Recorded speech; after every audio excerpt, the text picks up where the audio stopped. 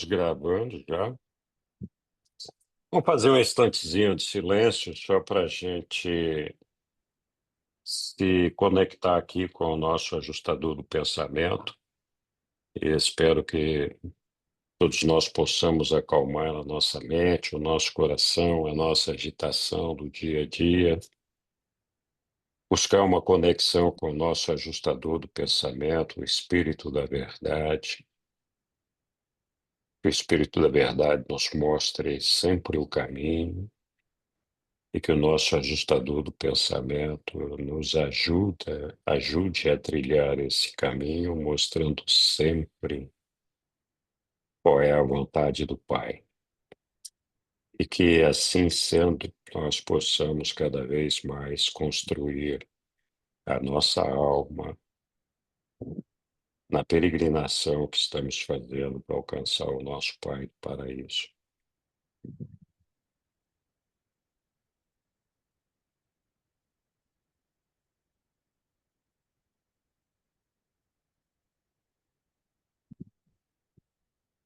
Ok? Mais uma vez, muito obrigado a todos por virem participar desse estudo aqui com a gente. Nós vamos então hoje fazer uma revisão dos documentos 19 e 20, né? No dia 9 de fevereiro, nós fizemos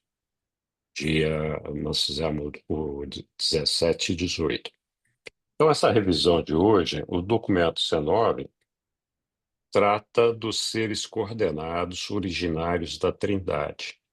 Então, esse documento 19 e alguns dos documentos anteriores que nós estudamos, 18 ou 17, então alguns anteriores falam de filhos originários da Trindade que estão aqui nos ajudando a nossa carreira ascendente e ajudando a execução do plano de Deus. Hoje nós vamos falar no documento 20 dos filhos descendentes de Deus. Então, aqui já não estamos falando da Trindade, muito embora entre os filhos da Trindade, entre os filhos de Deus, a gente tenha, é, na combinação do Pai, Filho e Espírito Infinito, alguns filhos que são tratados no livro e neste documento como filhos da Trindade. Mas, na verdade, os filhos da Trindade são aqueles que derivam diretamente do absoluto da deidade, onde está concentrada a Trindade, de todas as três personalidades. Eu vou falar um pouquinho mais disso, tentar explicar, porque esse tema sempre é um pouco confuso. Então, vamos lá. Aqui nós temos um pequeno caminho, né? A lista de todos os documentos que nós estudamos nos últimos meses. Nós começamos em maio de 2024 este grupo e já fizemos 20 documentos. Então, estudamos atentamente, como esse garotinho lindo aí dessa foto está fazendo aí. Estudamos atentamente todos esses documentos. Então, já percorremos esse caminho. E, com certeza, nós aprendemos muita coisa com os nossos reveladores, que tiveram o cuidado de nos passar todos esses documentos para que a gente pudesse compreender melhor a nossa origem, o nosso propósito da nossa existência e o nosso destino. Então, obrigado, reveladores. Obrigado também ao nosso Pai, a quem nós temos aprendido a amar cada dia mais, confiar cada dia mais e buscar de fazer a vontade dele o tempo todo. No documento 19, nós falamos dos seres coordenados originários da Trindade, E aqui tem uma série de seres, né? Tem uma lista de alguns seres que nós vamos estudar rapidamente aqui hoje. E eles não são os únicos. Nos documentos anteriores, nós já estudamos sobre outros seres originários da Trindade. Aqui eles estão destacando que são seres coordenados, né? Coordenados porque eles têm um interrelacionamento entre si e trabalham de forma mais ou menos conjunta.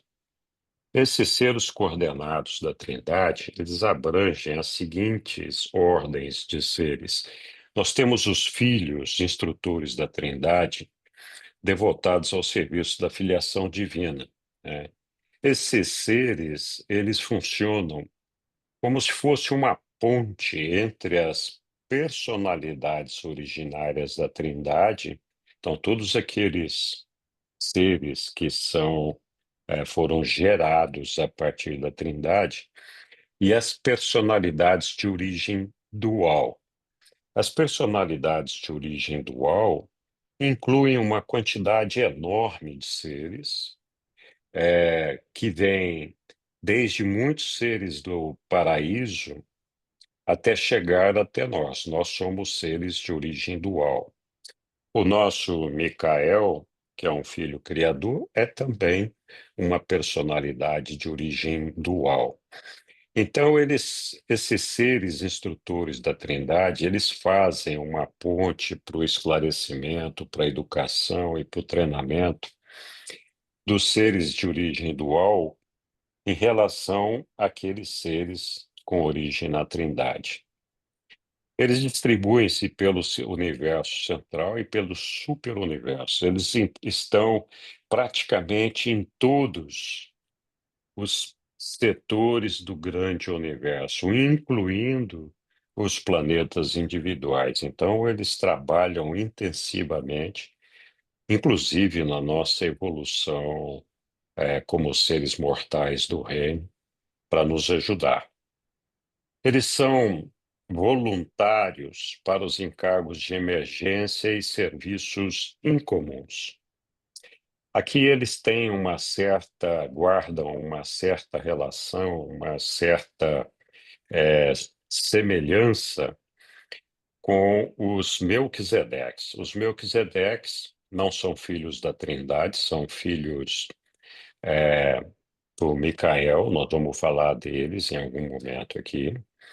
É, e que também, no nível do universo local, são seres que são envolvidos com o processo de educação, treinamento e fazem serviços de emergência e serviços incomuns, né?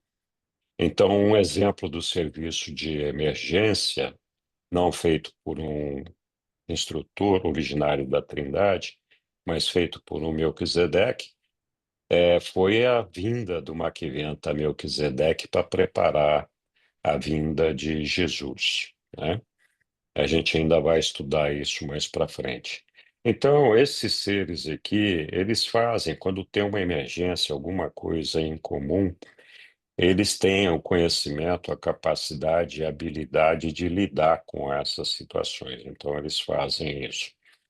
Eles são personalidades supremas de coordenação de origem da Trindade. Então, estão sempre fazendo a coordenação de todas as personalidades que têm origem na Trindade.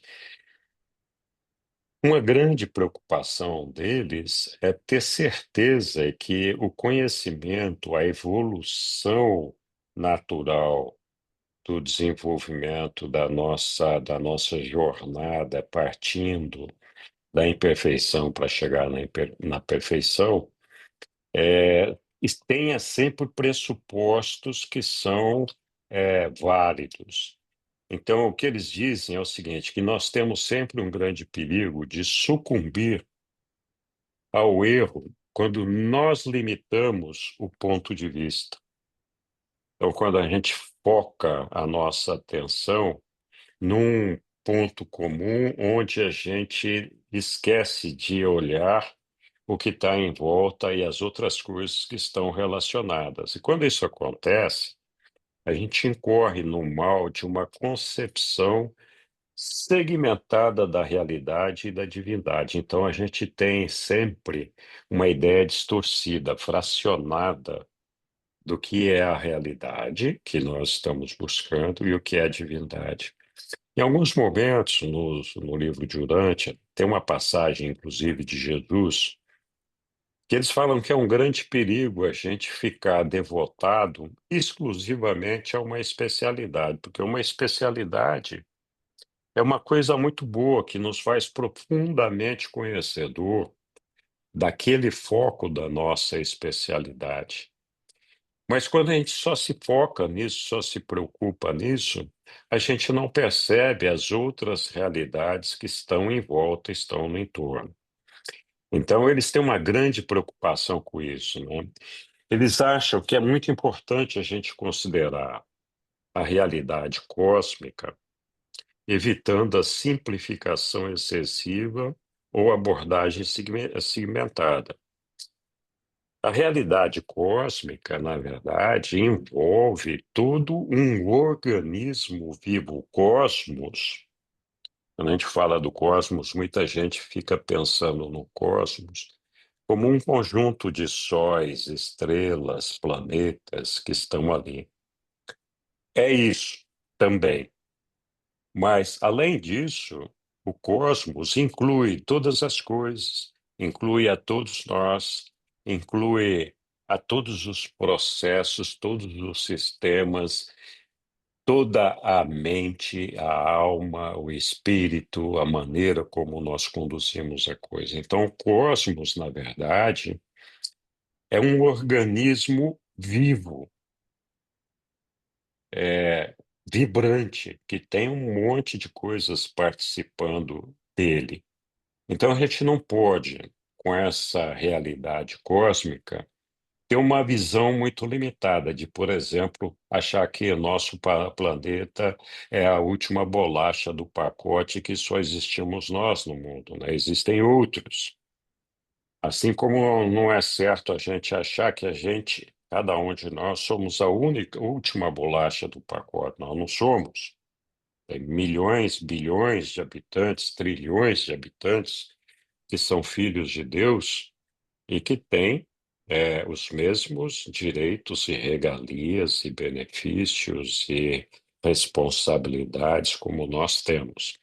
Então, essa realidade cósmica faz com que a gente tenha uma percepção desse organismo vivo, não fique limitado a uma coisa pequena, miúda, né? Porque quando a gente fica limitado a uma coisa pequena e única, a gente incorre em alguns erros de raciocínio, como, por exemplo, deixar de perceber a meta evolucionária final. Então, por que que nós existimos? Por que que nós estamos aqui? Qual é que é a nossa meta? Onde nós queremos chegar, né? Então, dependendo da maneira como a gente busca analisar a realidade, a gente perde de vista essa meta evolucionária. A gente também tem a tendência a supersimplificar a realidade cósmica, que é o que eu estava falando. Só que o nosso planeta é o único habitado em todo o cosmos, por exemplo, ou que só nós, ou só uma determinada raça, ou só um determinado povo é que é filho de Deus, outros não, etc. Então, simplificar a realidade cósmica nos leva a vários erros. Não entender o status atual e o caráter de um ser. Então, a gente tem uma dificuldade de compreender as pessoas, de aceitar as pessoas, de entender o caráter dessas pessoas. Deus criou Assim. 7 trilhões, 7 trilhões de mundos habitados. O nosso atualmente tem aí o quê? 8 bilhões de habitantes, quantos já morreram e quantos ainda vão nascer. Os outros mundos habitados, eles diferem do nosso em vários aspectos, mas eles têm o mesmo propósito e têm habitantes como nós também. Então, imagina a quantidade de seres. E que interessante, né? Não tem nenhum igual. Não existe uma réplica de nenhum de nós, nem neste planeta, nem em outro qualquer, nem no cosmos inteiro. Cada um de nós é uma parte individual disso daí. Então, o que acontece? Quando a gente não entende essa diversidade, essa diferença de seres, a gente tenta avaliar as pessoas, as outras personalidades com quem nós nos relacionamos, por aquilo que nós somos e por aquilo que nós achamos que elas deveriam ser. E isso faz com que a gente não entenda, de fato, cada uma dessas pessoas. A gente precisaria conhecer essas pessoas, entender a maneira delas de pensar e de agir, porque elas estão executando um trabalho, estão cumprindo uma missão que apenas aquela pessoa pode cumprir para o nosso Pai. Nenhum de nós tem o poder e a capacidade de substituir a nenhum outro. Então, nós somos uma fraçãozinha, né? Imagina 7 trilhões de mundos habitados com não sei quantos bilhões de seres. O Henrique é o ser de número 0,00000, não sei nem quantos zero tem, tá? Aí depois de bilhões de zeros aparece o número um. Então, assim, se a gente for olhar por essa perspectiva, o Henrique é um ser insignificante. É uma parcela tão pequena desse organismo vivo que não dá nem para dizer que ele é importante, mas é. Então, por quê? Porque justamente nenhum de nós pode substituir o outro. Daí, o que a gente pode pensar é assim, ó, pensa num quebra-cabeças, né? Alguém já deve ter visto esses quebra-cabeça de 2.000, 3.000 peças, né? 5.000, 10.000. Dá uma trabalheira danada montar esse negócio. E aí a gente monta para formar aquela figura, aquele quadro completo, aquela imagem que está pré-determinada para fazer o quadro completo daquele quebra-cabeça. Vamos dizer que isso daí seja a perfeição de Deus, que esse seja o nosso objetivo, chegar ali. Agora imagina que nesse quebra-cabeça uma das pecinhas sumiu. Então significa o seguinte, que nunca, nunca, em nenhum caso, nós vamos conseguir enxergar esse panorama completo daquela imagem, daquele cosmos que foi idealizado. Porque um sumiu, ficou aquele buraco, aquele vazio ali. Então, nós somos importantes porque nós temos um espaço para preencher no plano de Deus. E esse espaço só pode ser preenchido por cada um de nós. Por cada um de nós. Não pode ser preenchido por outra pessoa. Então, nós vamos aprender mais para frente, quando a gente estiver estudando o Supremo, que cada vez que um de nós não alcança o seu objetivo, não alcança o Pai, não alcança a sua sobrevivência, nós atrasamos o desenvolvimento de todo esse quadro. Porque é preciso, de alguma forma, construir mecanismos de corrigir essa ausência. E esse mecanismo não é através de um ser exatamente igual àquele que não cumpriu. Então, exige uma somatória de todos os outros seres, cada um contribuindo com um pedacinho para cobrir aquele buraco que ficou ali. Então, quando a gente enxerga uma outra pessoa e avalia essa pessoa por nós mesmos, porque por aquilo que nós achamos certo, ou pelo que a gente acha que aquela pessoa deveria ser, Nós não estamos entendendo o status atual e o caráter daquele ser. A gente está fazendo um juízo, uma avaliação equivocada. Muito bem. Outra coisa importante é que quando a gente analisa as coisas segmentadas, a gente não consegue revelar o desenvolvimento futuro, né? Então, qual é o caminho que nós temos que percorrer, onde nós queremos chegar? A gente que está estudando aqui as revelações, a gente enxerga um caminho, mas a gente sabe quanta distorção existe na mente dos humanos sobre o caminho que tem que ser trilhado para chegar até Deus.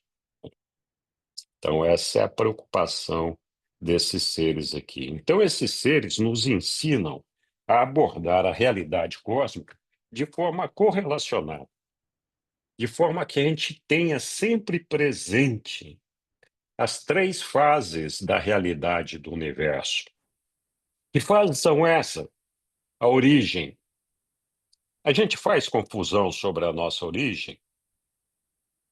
A gente acha que a gente já teve não sei quantas vidas passadas, que a gente já viveu em outras dimensões, que a gente é filho de Adão e Eva, que a gente é. Então, assim, a gente faz tanta confusão sobre a nossa origem que muitos de nós, na verdade, não sabem de onde nós viemos e por que que nós estamos aqui.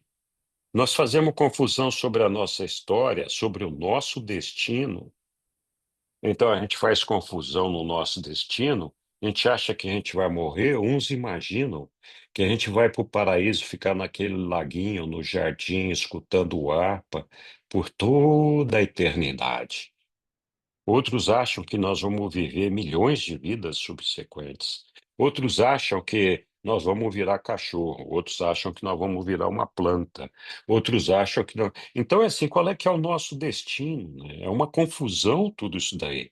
E essa confusão acontece justamente porque, frequentemente, nós temos uma visão segmentada da realidade cósmica. Então, a preocupação desses seres aqui é ter certeza que a gente consegue resolver essa segmentação e enxergar o todo. Ok. Aí, a segunda categoria de seres aqui coordenados originários da Trindade são os perfeccionadores da sabedoria.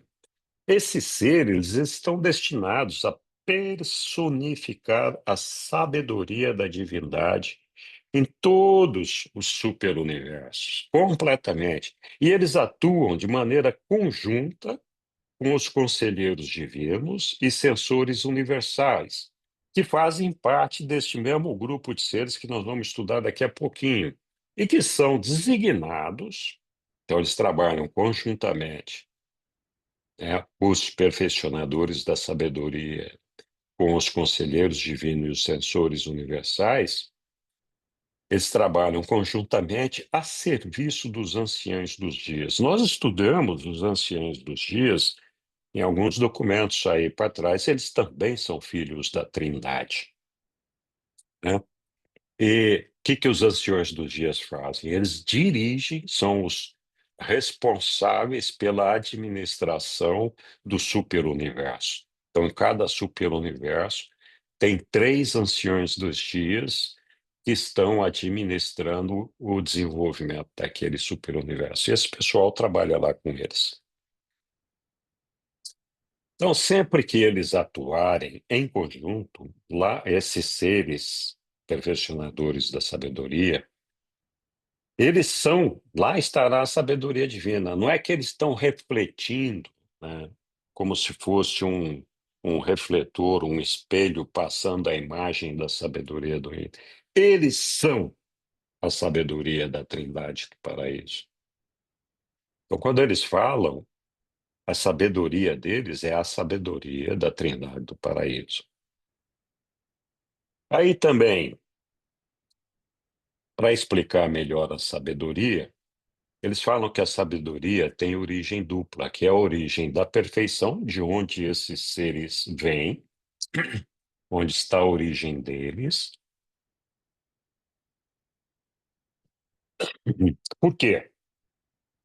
Porque as deidades do paraíso são perfeitas, elas são existenciais, elas sempre foram, é e serão o que é. A experiência, quando executada corretamente, pode levar a um nível de perfeccionamento. E ela acaba trazendo para esse conhecimento, para essa perfeição, aspectos que eventualmente não foram considerados na perfeição existencial das deidades. Então, a sabedoria, ela só é completa quando a gente tem a perfeição existencial das deidades e a perfeição da experiência, o aprendizado da experiência. E nós somos parte dessa experiência, é por isso que nós existimos, né? Para conquistar essa experiência de evoluir da imperfeição para a perfeição. Essa A perfeição das divindades está presente nos perfeccionadores da sabedoria, mas a perfeição da experiência é trazida até eles por alguns dos seus colaboradores, que são os mensageiros poderosos, aqueles sem nome e sem número, e aqueles elevados em autoridade, que também são filhos, que nós vamos estudar agora nos próximos documentos. Eles são seres que têm uma função específica no nosso desenvolvimento no universo. E todos esses aqui, mensageiros poderosos, aqueles sem nome, sem número, e aqueles elevados em autoridade, eles trabalham diretamente envolvidos no processo da nossa evolução para a perfeição. É por isso que esses três seres somados contribuem para esse grupo com a sabedoria da experiência. Então, quando eles estão todos juntos, eles têm a perfeição, a sabedoria da perfeição divina e a sabedoria da perfeição da experiência. Tem muita gente que acha, né? Muita gente, quer dizer, os reveladores, muitos reveladores que acham que os finalitores certamente alcançarão um nível elevado e até então não atingido de sabedoria, depois que forem induzidos a penetrar o sétimo estágio da experiência espiritual. Então, quem são os finalitores? Todos nós, mortais, somos candidatos a finalitores. Existem alguns seres descendentes, que nós vamos estudar, que também podem ser finalitores, como os anjos, serafins, Adão e Eva, o casal Adão e Eva, etc. Tem vários seres descendentes que podem alcançar o corpo de finalidade. Mas eles dizem que os finalitores eles vão alcançar um nível tão elevado quanto esse, né, de sabedoria, quando a gente entrar no sétimo estágio da experiência espiritual. O que é isso? Ora, nós aqui estamos tentando conquistar o primeiro estágio. O primeiro estágio é alcançado quando nós temos a nossa fusão com o nosso ajustador do pensamento. Então, nós abandonamos a matéria e a morôncia e passamos a ser seres espirituais. Esse é o primeiro estágio. Aí, esse estágio vai evoluindo à medida que a gente passa pelo setor menor, setor maior, pela capital do nosso superuniverso, o Versa, quando nós entramos nos 7 circuitos de Avona, vai evoluindo, evoluindo, até que quando nós chegamos no nível de finalitor lá no paraíso, os reveladores dizem que nós alcançamos o sexto estágio. Então haveria um sétimo estágio, que ainda vai acontecer depois que a gente alcançar o corpo de finalidade, e que a gente, nem os reveladores, sabem ainda qual seria. Mas eles acham que vai ser assim. Ok. Aí um terceiro grupo de seres coordenados originários da Trindade são os conselheiros divinos. Eles são a perfeição divina da Trindade do paraíso, no superuniverso. colaboradores dos sensores universais e perfeccionadores da sabedoria. As três ordens participam do governo dos anciões dos dias, bem como do concílio dos soberanos dos sistemas locais. Então, eles trabalham juntos, né? A gente ainda vai estudar algum deles aqui para frente, mas eles trabalham juntos nesse exercício da perfeição divina, da Trindade do paraíso. E eles trabalham em todas as áreas do superuniverso, atendendo aos anciões dos dias, e também eles dizem que os concílios dos soberanos dos sistemas locais. Nós já estudamos em algum momento ali atrás que cada superuniverso tem 10 setores maiores, cada setor maior tem 100 setores menores, cada setor menor tem 100 universos locais, cada universo local tem 100 constelações, cada constelação tem 100 sistemas. E cada sistema tem 1000 planetas habitados. Então, os soberanos dos sistemas locais são filhos de Deus, são da ordem dos Lanonandeques, e eles, Lúcifer era um deles. O nosso soberano do nosso sistema atual se chama Lanaforge. Nós vamos estudar ainda sobre isso. E esses soberanos desses sistemas locais, eles se reúnem periodicamente em concílios. Então, esse povo aqui participa dos concílios dos soberanos dos sistemas locais. Quando estão numa função executiva, eles atuam associados a um perfeccionador de sabedoria, mais um censor universal e até 7 conselheiros divinos. Então, são 7 conselheiros divinos reunidos com um perfeccionador da sabedoria, mais um censor universal, que formam, então, um grupo de pessoas que exerce uma função executiva dentro do superuniverso.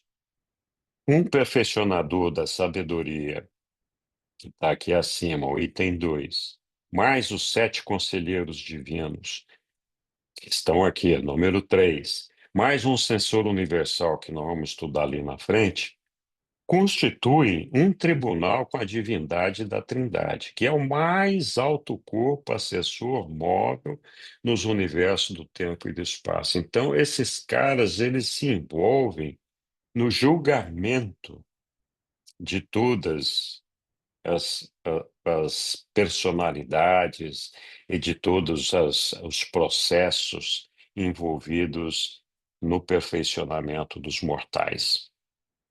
Ok. Esses seres coordenados originários ainda têm os sensores universais que eu acabei de falar ali.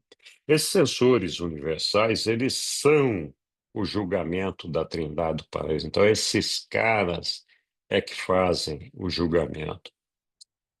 Mesmo os anciãos dos dias, que são os 3 administradores do superuniverso, não se reúnem para julgamento se não houver entre eles uma associação com sensores universais.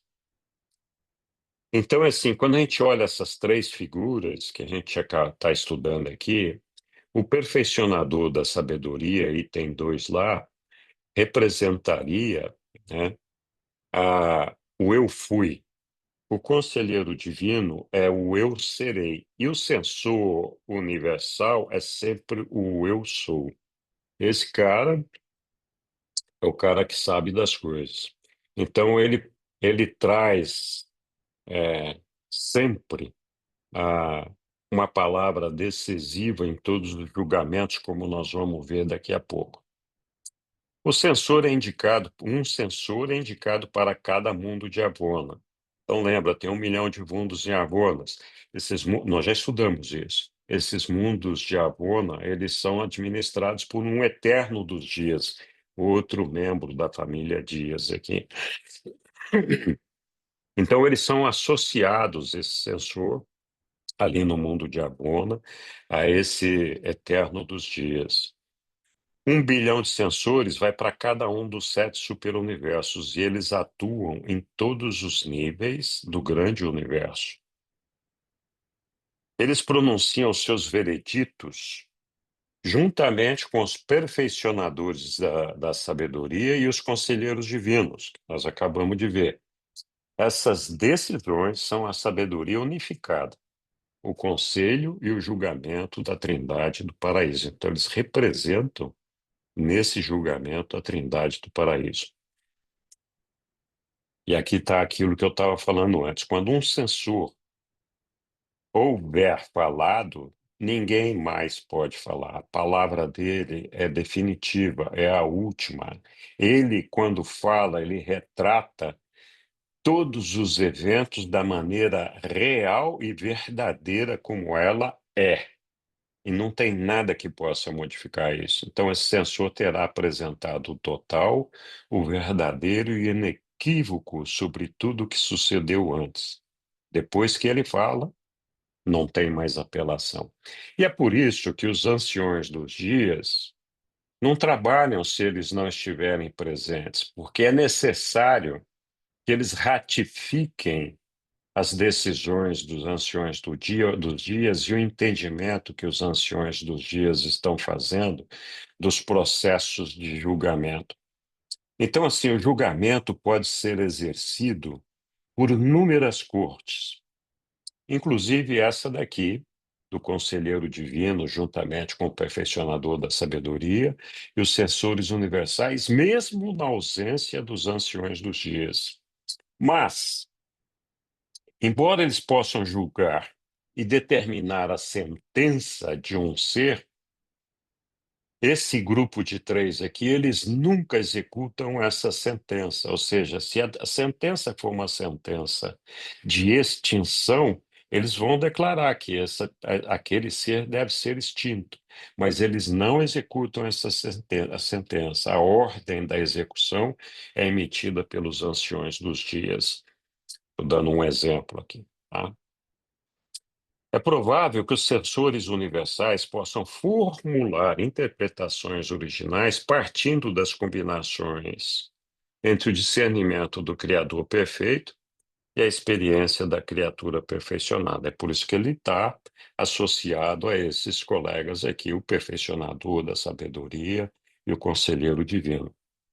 E quando o sensor manifesta uma opinião fundamentada na experiência divina e na experiência da criatura perfeccionada, ele constrói um novo valor em intimidade, né? Então, assim, surge uma realidade nova no cosmos que não estava presente naquele existencial das deidades do paraíso, a não ser de uma forma potencial, e que aqui está se fatualizando de alguma forma nesse nível experiencial.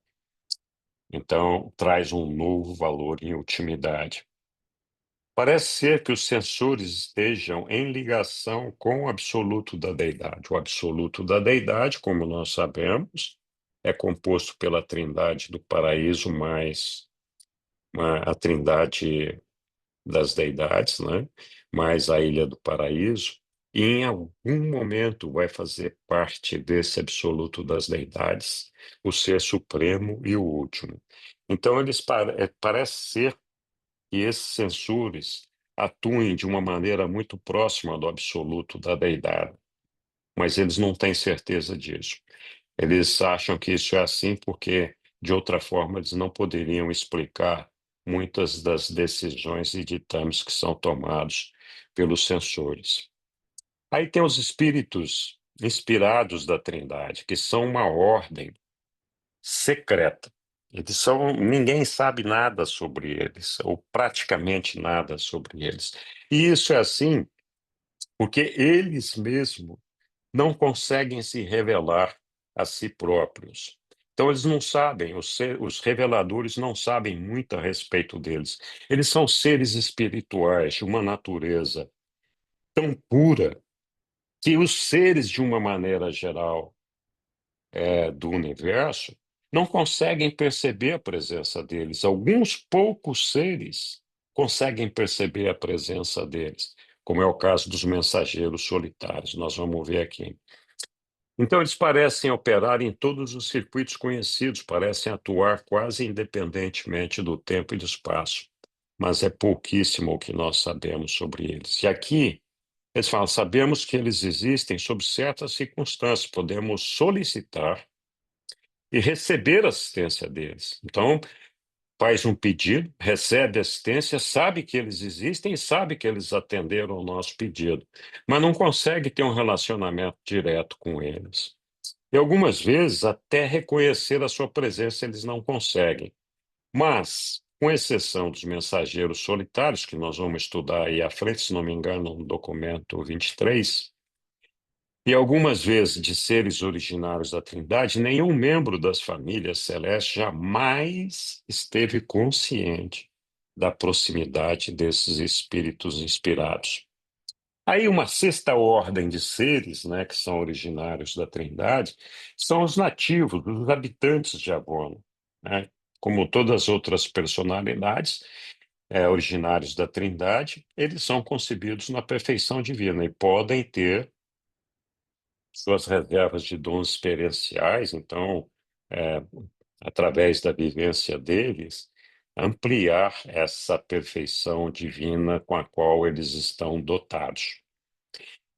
Nós temos um relacionamento muito próximo com esses nativos de Abonda quando nós ali passamos no curso da nossa carreira evolutiva para alcançar o nosso Pai do paraíso. Então, nós aprendemos muito da perfeição com eles, e eles, do lado deles, aprendem muito conosco quando nós passamos por aí.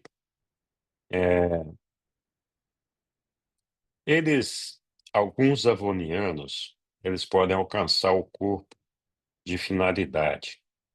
E eles, então, para que isso seja possível, eles têm uma possibilidade de uma fusão com um fragmento do Pai.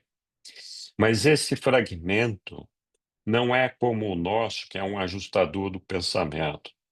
Por quê? Porque eles são perfeitos, eles não precisam ser ajustados. Eles só precisam de ter esse fragmento do Pai para se fundir a ele e então poder completar todo esse processo deles ali para poder entrar no corpo mortal de finalidade. Finalmente, desses seres coordenados, nós temos os cidadãos do paraíso.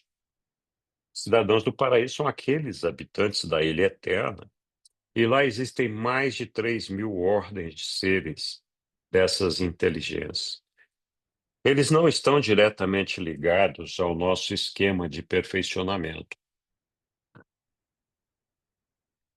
Por isso, eles não estão trazendo aqui nenhuma explicação sobre a forma como funcionam esses seres, porque nesse momento não nos interessa o que esses seres fazem. Aí nós terminamos o documento 19 e entramos no documento 20, que fala dos filhos de Deus do paraíso. Vamos lá.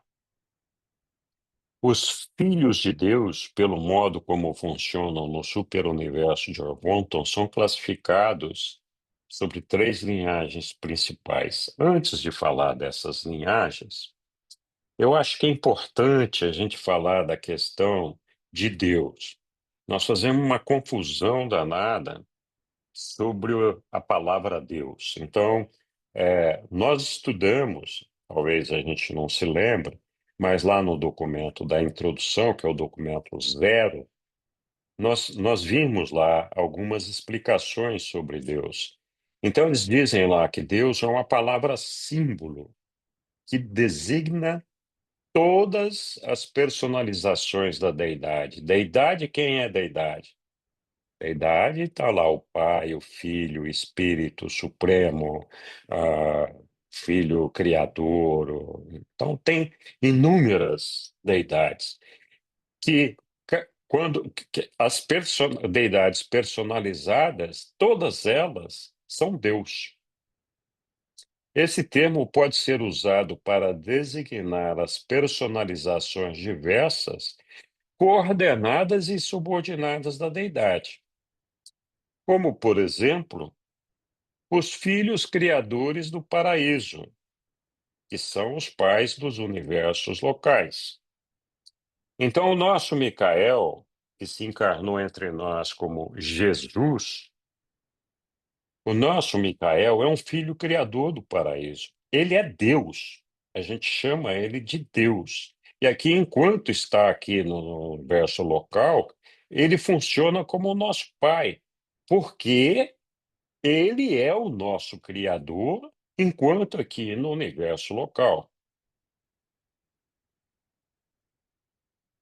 Muito bem. É importante a gente entender essa questão de Deus, porque a gente sempre faz muita confusão com isso daí. Quando a gente fala de Deus sem se referir a uma personalidade específica, assim, de uma maneira geral e abrangente, a gente sempre tem uma tendência, e é o correto, a falar de Deus como sendo a figura do Pai universal, que é realmente o topo dessa linhagem aí, de Deus, né? Mas se a gente falar de um Micael, a gente pode falar, esse Micael é Deus, né? E não tem nada de errado com isso, está certo. Então, as linhagens principais dos filhos de Deus têm três linhagens. Uma delas é os filhos descendentes de Deus. Esses filhos descendentes são aqueles que vêm desde o paraíso até chegar aqui onde nós estamos.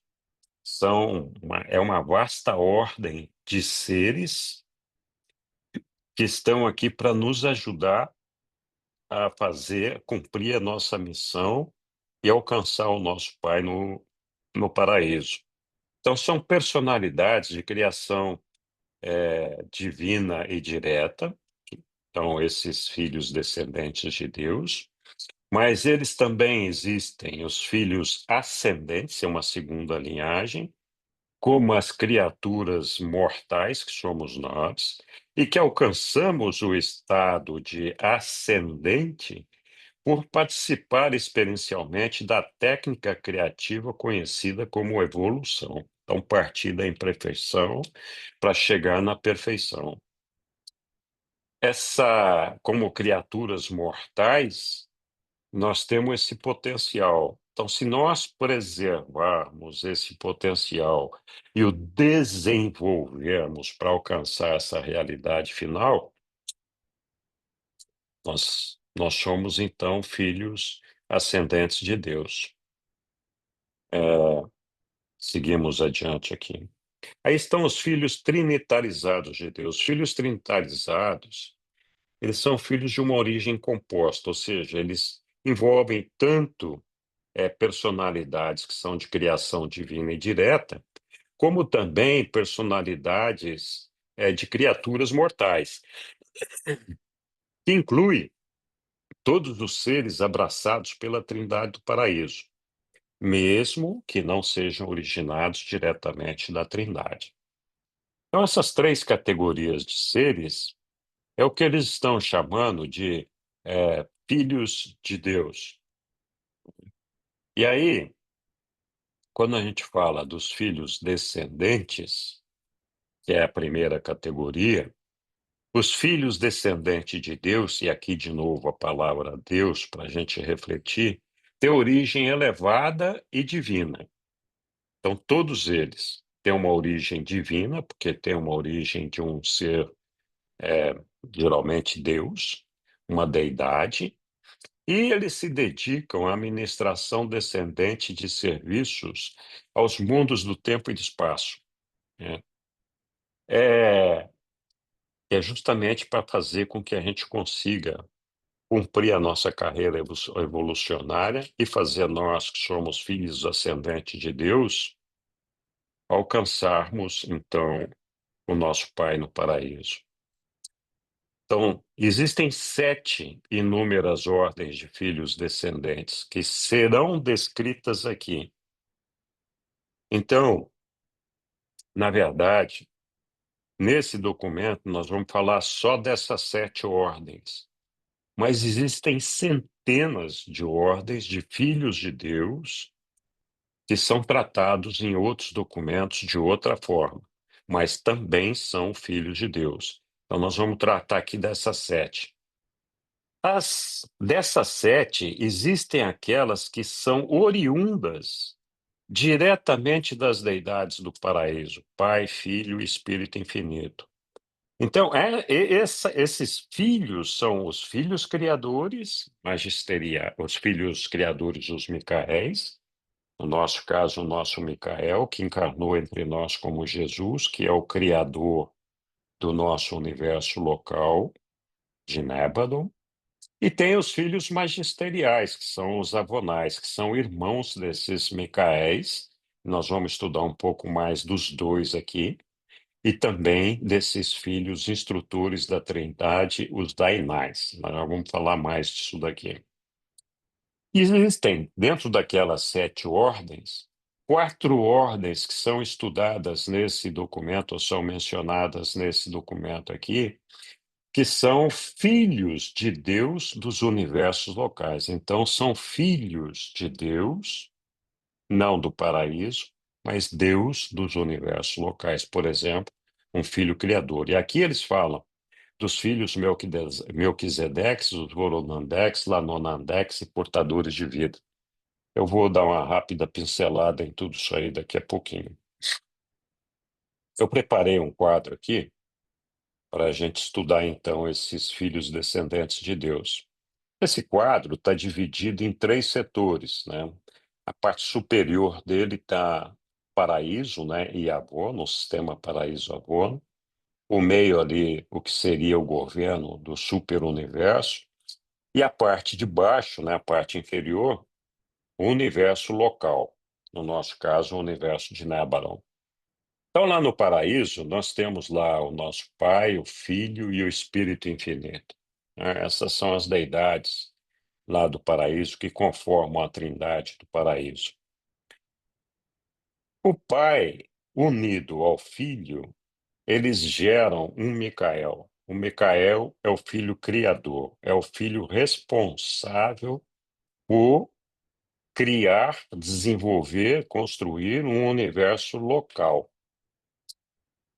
E que existe esses Micaéis são tão importantes que eles falam muito pouco deles aqui nesse documento, e a gente vai estudar eles mais no próximo documento, que é o documento 21.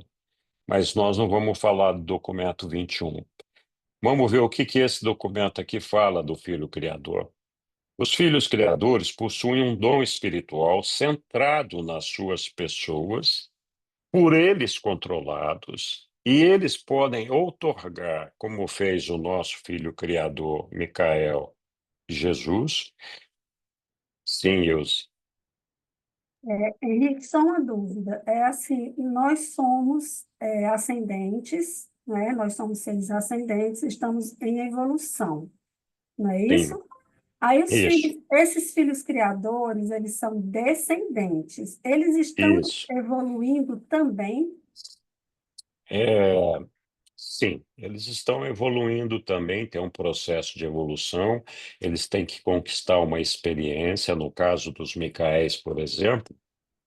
Eles não nasceram sabendo tudo sobre a construção de um universo local, a criação de um universo local com todos os seres e todas as implicações que existem ali. Então, muito dessas experiências eles vão viver e aprender a viver com isso daí durante esse trabalho que eles estão fazendo. Um exemplo típico e claro disso são as auto-outorgas desses Micaéis. Eles fazem sete auto-outorgas. Então, a última delas na carne, vivendo como um mortal, como foi o caso do nosso Micael, Jesus. Então, foi uma experiência que ele viveu aqui para conquistar a mestria, a soberania dele. Mas ele é um ser divino, um ser de luz, um ser de perfeição. Então, nunca nenhum deles falhou no seu trabalho, mas essa perfeição deles pode ser expandida. Lembra, nós falamos lá que a Uhum. perfeição pode envolver a perfeição divina e a perfeição experiencial. A perfeição experiencial é a que eles estão conquistando aqui. A somatória das Uhum. duas é que faz a perfeição absoluta, vamos dizer, né? Tá bom? Certo. Tá, muito obrigada, Eli. Muito de nada. Então, eles possuem esse dom espiritual, né? Como fez o nosso Micael, que aqui ele fundiu o seu espírito. De que espírito nós estamos falando aqui? Nós estamos falando do espírito da verdade. Todos eles têm esse espírito da verdade. Cada filho criador é dotado com esse poder de atração espiritual no seu próprio reino. E ele, o nosso Micael, ele é pessoalmente consciente de cada ato e cada emoção de todos os filhos descendentes de Deus que servem no seu domínio. Então, ele é plenamente consciente de todos os filhos descendentes que trabalham com ele. Ele sabe exatamente o que cada um deles está pensando. Isso aqui é importante porque, por exemplo, nosso Micael sabia o que estava acontecendo na mente de Lúcifer, mas ele não interviu naquilo ali, ele sabia exatamente o que estava acontecendo ali. Estou dando um exemplo só aqui, né? Então, para a gente ter uma ideia do que significa ter essa consciência dos seus filhos descendentes que servem os seus domínios. Nessa habilidade está um reflexo divino do poder absoluto de atração espiritual do Filho Eterno. Lembra? O Filho Eterno é o centro absoluto de tudo que é espírito. Então, tudo que é espírito está unido num circuito espiritual conectado a esse Filho Eterno. Então, não tem nada dentro da atividade espiritual que possa escapar à percepção do Filho Eterno. E, por tabela, dos seus filhos, como é o caso do Filho Criador, que é filho desse Filho Eterno. Nós vimos ali atrás que ele é filho do Pai e do Filho Eterno, esses filhos criadores, né? Então, essa habilidade os capacita a alcançar os seus filhos do paraíso para fazer e manter contato com eles, não importa onde possa estar em todos os universos, né? É, muito bem. Os filhos criadores do paraíso servem não apenas como filhos na sua administração descendente de serviço e auto-outorga, mas também depois de haverem completado as suas carreiras de auto-outorga, cada um funciona como um pai do universo. Lembra? Eu falei disso ali atrás. Então, quando eles completam as 7 auto-outorgas deles, eles conquistam a soberania do universo local e eles passam a ser o pai daquele universo local. Então, todos os seres mortais têm como objetivo alcançar o pai do paraíso, com certeza. Mas nesse momento aqui, o pai do paraíso está lá no paraíso. Ele é é como se nós fôssemos um feto se desenvolvendo no ventre, e se esse feto vingar quando nascer, vai ser filho do Pai Universal. Isso acontece quando a gente tiver a nossa fusão com o nosso ajustador do pensamento. E quando acontecer essa fusão, vai ser quando nós vamos abandonar o universo local, que é o território de um filho Micael criador, para seguir a nossa carreira fora desse universo local. Então, assim, esses filhos criadores, enquanto nós estamos aqui não fusionados com o nosso ajustador do pensamento, vivendo aqui na carne ou nas monôncias, ele é nosso Deus e é nosso Pai. De fato, o Pai universal também é nosso Pai, mas nós temos que chegar nele, nós não chegamos ainda. E nesse filho criador aqui, nós já chegamos.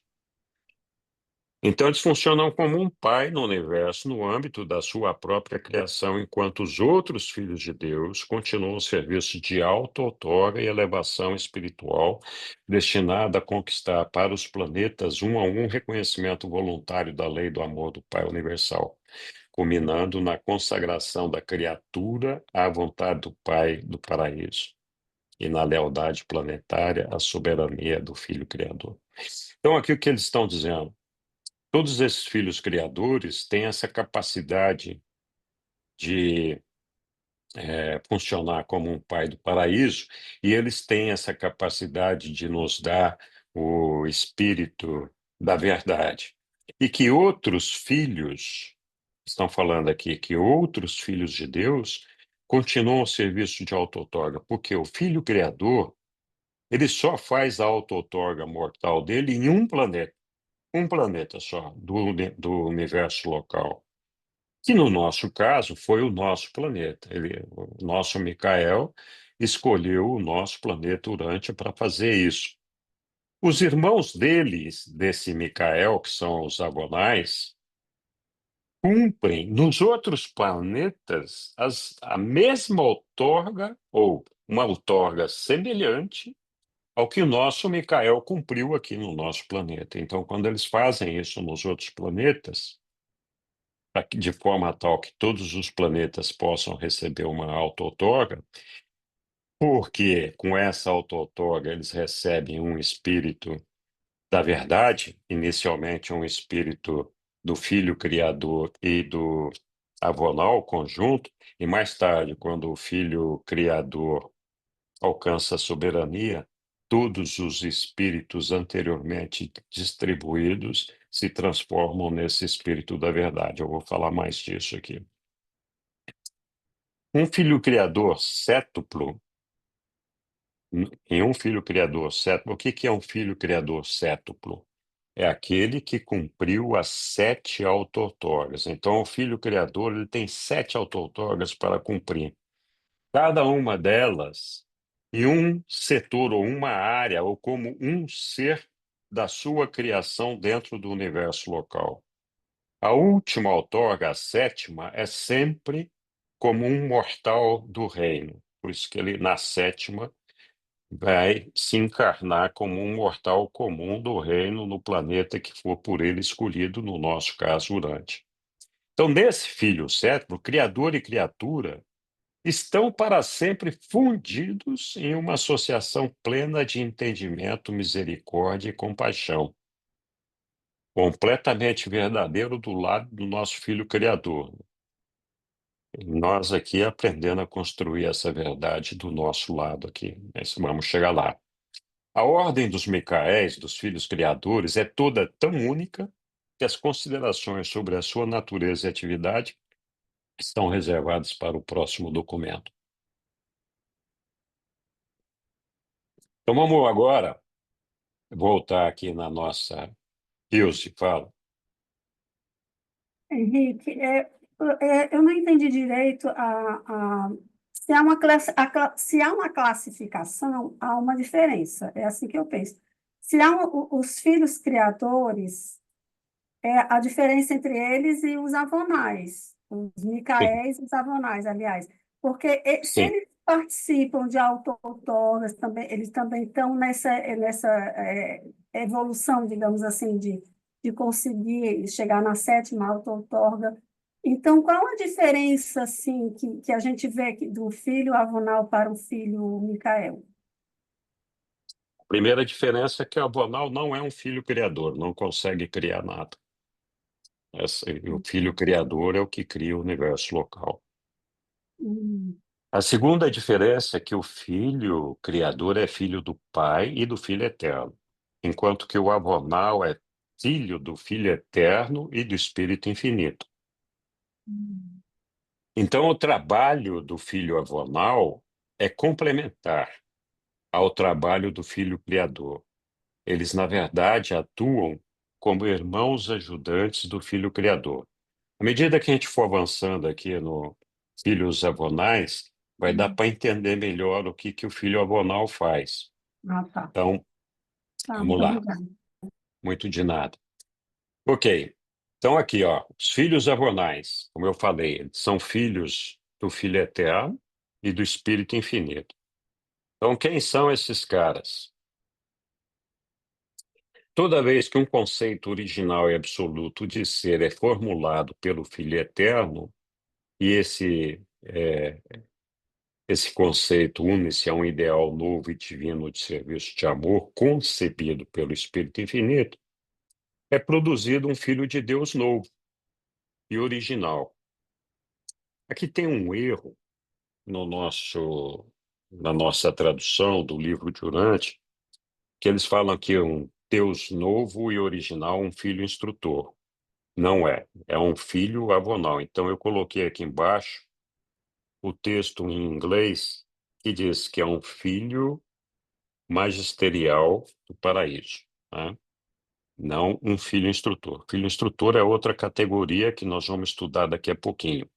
Então, esses filhos constituem a ordem dos avonais. Embora não sejam criadores, eles estão estreitamente ligados aos Micaéis. Então, acabei de falar, os avonais não são criadores. E eles trabalham em conjunto com os Micaéis, que são os criadores, em todo o seu trabalho. Os avonais, eles são ministros e juízes planetários, então, de cada mundo. Os magistrados dos reinos do tempo e do espaço. Essa é a função deles. Existe cerca de 1 bilhão desses filhos, enquanto que de Micaéis existe 700.001. Nós temos, cada um dos Micaéis é responsável por um universo local, é criador de um universo local. Nós temos, no grande universo, 700.000 universos locais. Então, existem 700.000 filhos criadores. E aí tem o filho criador original, que prestou o seu serviço em Avona, então existem 700.001. Enquanto que os filhos avonais, eles são de 1 bilhão, então bastante mais do que os Micaéis. Os avonais são filhos do paraíso para o serviço e para a auto-outorga nos planetas dos universos locais. Cada filho avonal possui uma personalidade exclusiva. Então, não tem nenhum exatamente igual ao outro. Isso acontece com todos os seres, como eu estava falando lá no começo. Não tem um ser no universo dos universos que seja igual ao outro. Então, cada avonal possui uma personalidade exclusiva. Nos reinos da sua permanência, onde com frequência eles se encarnam, algumas vezes nascendo de mães terrestres, não sempre. Nós vamos estudar isso mais aqui à frente. Então, eles algumas vezes se encarnam, outras vezes não. Vamos ver quando que isso acontece. Os avonais, o que que eles fazem? Eles têm uma função tríplice nos mundos habitados. A primeira função deles é as ações judiciais. Eles atuam nos encerramentos das dispensações planetárias. Então, é assim, quando a gente morre, o nosso próximo passo é o julgamento e a ressurreição ali nas Morôncias. Dependendo do nível de desenvolvimento que nós alcançamos, a gente ressuscita no terceiro período. Alguns de nós vai ressuscitar junto com um grupo que vai levar 1.000 anos para fazer essa ressurreição, porque não alcançou o estágio necessário para ressuscitar imediatamente. Então, eles formam grupos e são ressuscitados em grupos a cada 1.000 anos. Perdão. Existem alguns mortais que ficaram bastante para trás e não vão ressuscitar nem nesses 1.000 anos. Então, eles ficam adormecidos, aguardando o seu julgamento e a sua possibilidade de ressurreição até o momento em que acontece uma dispensação planetária, quando todos esses mortais que estão ali adormecidos são acordados, julgados, e aí, a partir daí, definido o que vai acontecer com eles. Essas dispensações não têm um prazo para acontecer.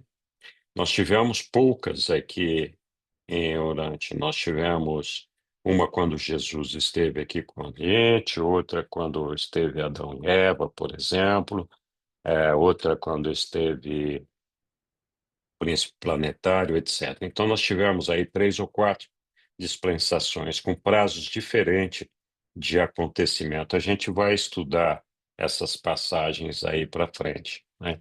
Então, cada vez que um avonal vem para um mundo habitado, ele pode ter essa função de ação judicial e provocar essa dispensação. E aí eles podem visitar esse mesmo mundo ou outros mundos inúmeras vezes, como terminadores das dispensações e libertadores dos sobreviventes adormecidos. A segunda missão desses caras é as missões magisteriais, é uma visitação planetária desse tipo ocorre antes da chegada de um filho auto-outorgado. Então, nessa missão, a primeira, que é uma missão magisterial, esse filho avonal, ele surge como um adulto do reino, então já materializado como um ser humano adulto. Quando a gente for estudar Melquisedeque, Maquiventa Melquisedeque, a gente vai ver que o nosso Maquiventa Melquisedeque, que não é um ser avonal, é um Melquisedeque, quando esteve aqui em Urântia para preparar a vinda do nosso Micael, Jesus, ele esteve aqui encarnado como uma pessoa adulta. Ele não nasceu de uma mulher, ele já surgiu como uma pessoa adulta. Então, esses filhos magisteriais, nessa primeira visita magisterial, eles surgem como adultos. E eles podem repetidamente servir na função magisterial no mesmo planeta, tanto antes quanto depois do surgimento de um filho auto-outorgado. Nessas missões magisteriais adicionais, o avanal pode ou não surgir de uma forma material visível. Eu suponho que, quando essa missão magisterial acontece num planeta onde já houve uma missão magisterial, ele não aparece como um ser humano do reino ali na forma material, só na forma espiritual mesmo. Mas se for a primeira vez que ele aparece, sim.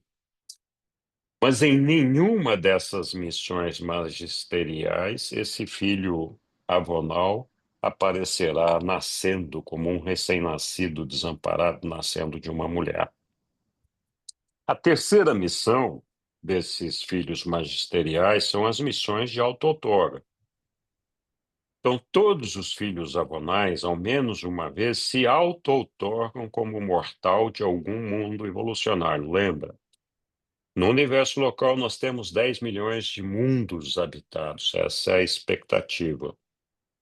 O filho criador, que é o Micael, ele faz a sétima auto-outorga dele em um dos mundos escolhidos desses 10 milhões. Os outros 9.999.999 também têm que receber uma auto-outorga. E essas auto-outorgas Oi? são Como é que feitas, tá o meu nome aqui? por Cido. favor, fecha o microfone. Então, os outros filhos avonais têm que fazer essa auto-outorga no lugar do Micael, em vez de ser um Micael. Então, todos os mundos recebem essa auto-outorga. Então, todos os filhos avonais, pelo menos uma vez, se auto-outorgam, né? E as visitas judiciais, que são as primeiras ali, bom, são inúmeras, assim como as missões magisteriais podem ser plurais. Mas em cada planeta não surge senão um filho auto-outorgado, para cumprir aquela, aquela outorga de encarnação e viver como um mortal. Os avonais auto-outorgados, eles igualmente, assim como o nosso Micael aqui de Nébano, se encarnou em Urântia, eles igualmente nascem de uma mulher no mundo onde eles vão se auto-outorgar. Ainda falando desses filhos, inúmeras vezes os avonais podem servir em missões magisteriais, nós já falamos disso.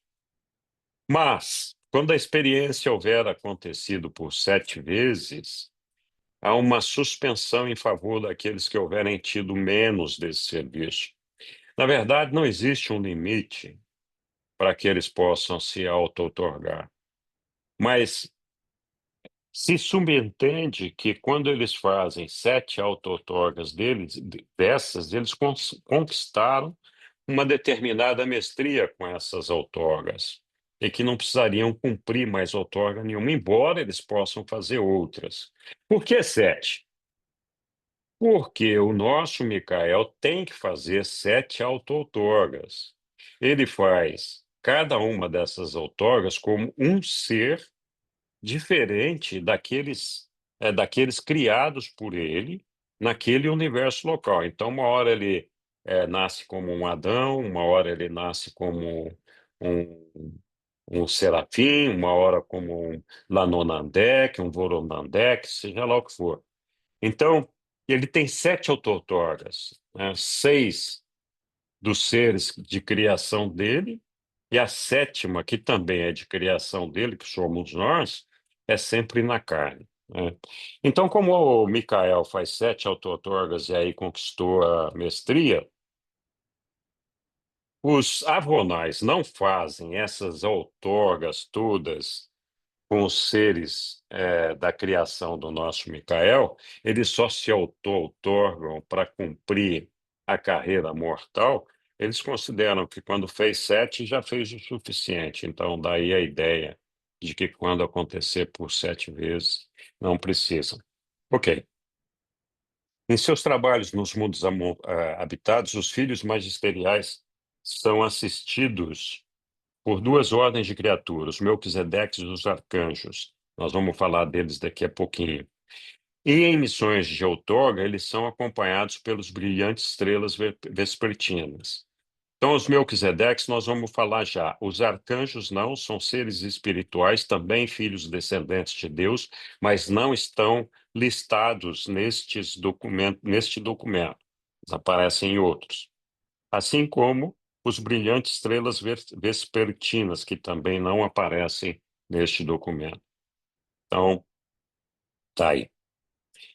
Os avonais são os altos magistrados do reino, os julgadores das sucessivas dispensações dos mundos do tempo. Presidem ou dispersados sobreviventes adormecidos e encarregam-se dos julgamentos do reino, põem fim a uma dispensação e adiamento das sentenças. Quando julgam os destinos de uma idade, os avonais decretam o que acontecerá às raças evolucionárias. Aí, como eu já tinha falado lá atrás, ainda eles apesar de que eles podem fazer julgamentos, eles não executam essas sentenças. Esses vereditos são executados pelos anciões dos dias.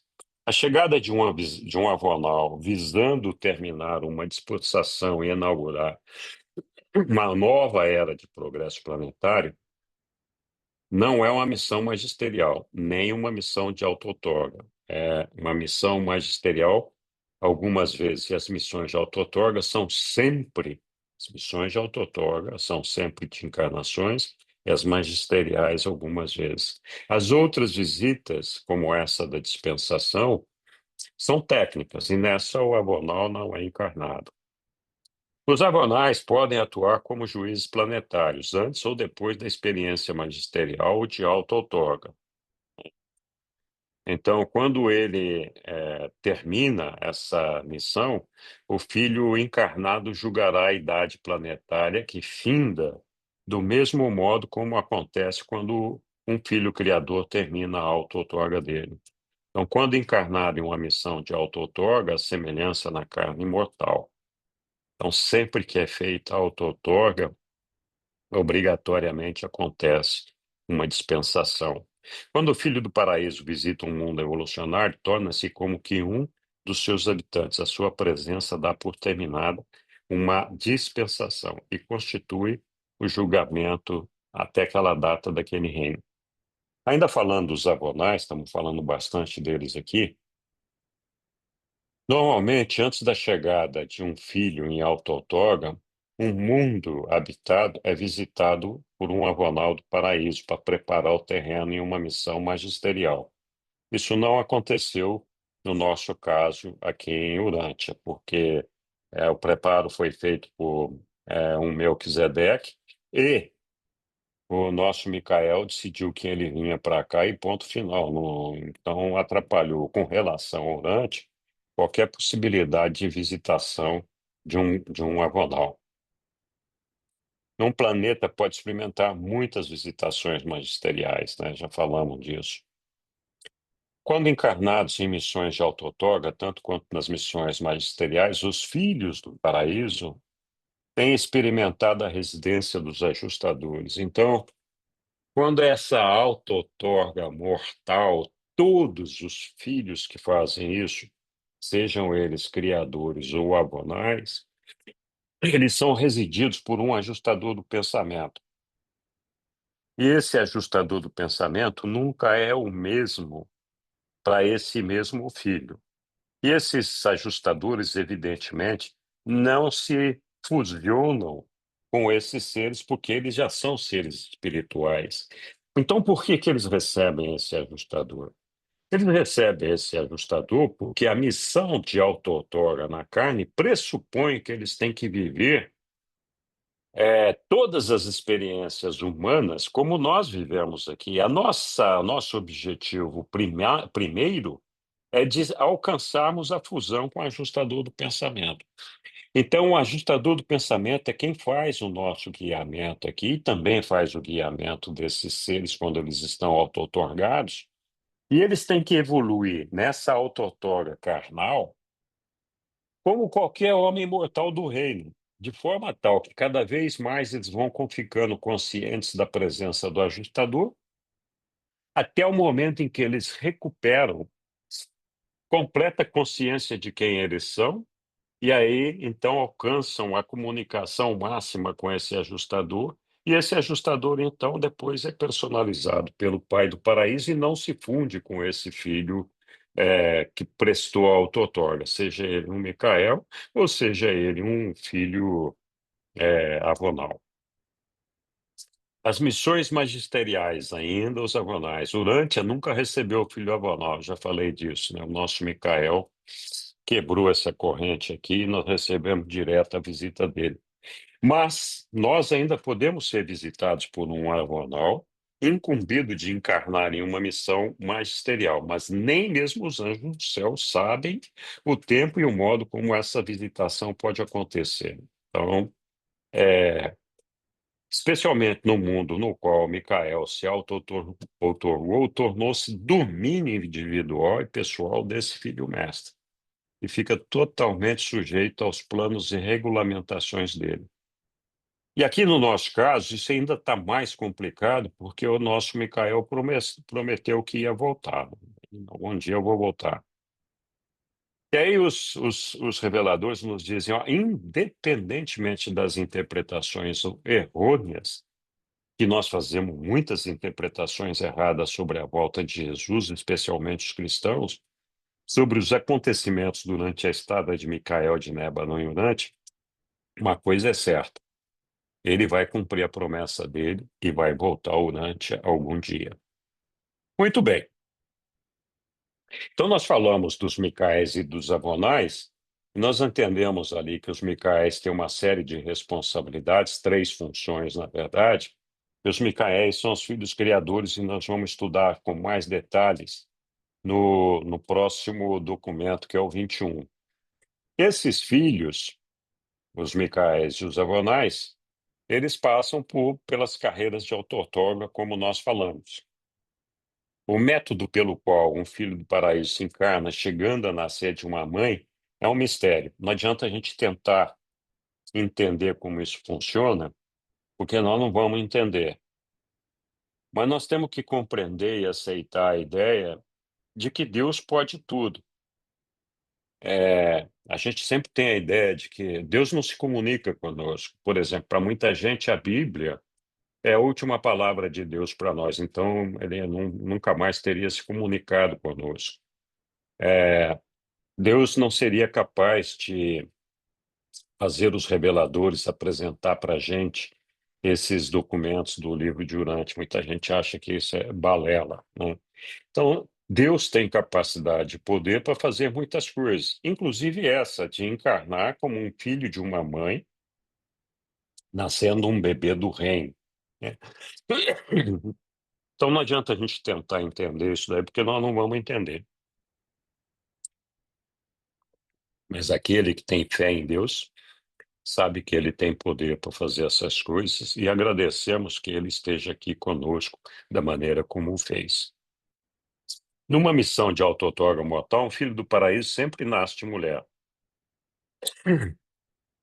Cresce como uma criança masculina do reino. Então, todos eles, todos, sem exceção, estamos falando de um filho do paraíso, então isso vale para o Micael e vale para os Avonais. Eles nascem como uma criança masculina. Por quê? Os reveladores não explicam. Eu, Henrique, especulo que é porque eles não podem deixar, durante a auto-outorga deles, nenhuma descendência no planeta onde eles estão fazendo essa auto-outorga. E uma mulher, se eles fossem uma mulher, eles poderiam ser violentados e ficar grávida essa mulher, e aí ter que deixar uma prole aqui. Então eu especulo, eu, Henrique, que essa seja a razão pela qual eles nascem homem. Mas não está escrito isso no livro de Urante, apenas diz que eles não podem deixar progênie.